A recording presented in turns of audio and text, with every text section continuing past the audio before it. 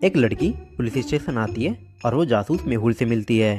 वह मेहुल से एक एफआईआर दर्ज कराती है जिसमें वह कहती है कि आज उसका फ़ोन चोरी हो गया है। जब वह बुटीक से शॉपिंग कर रही थी तब कोई आया उसका फ़ोन छीनकर भाग गया।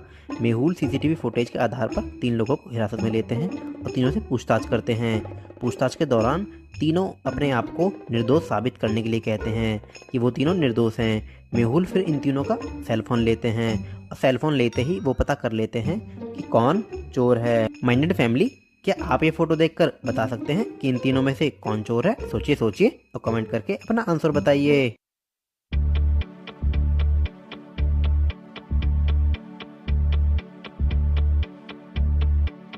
बी, जैसे कि आप देखोगे कि बी का जो वॉलपेपर है वो वही वॉलपेपर है जो उस लड़की का हाथ में डॉगी है, तो बी ही चोर है।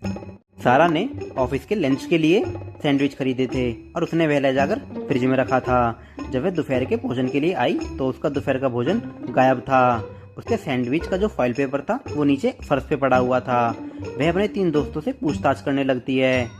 रियान, मैं सुबह से कॉफ़ी पीने में लगा हूँ। जो आपका सैंडविच फॉइल पेपर में कवर था वो मैंने नहीं खाया है।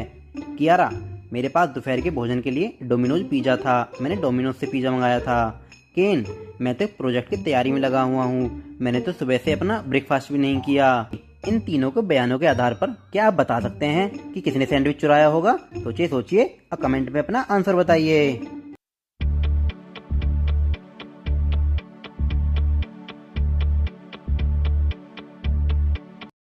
रियान, जब सारा ने अपने सैंडविच के बारे में किसी को बताया ही नहीं था तो रियान को यह कैसे पता चला कि वह फॉइल पेपर में कवर था? उसने ही सैंडविच खाया है।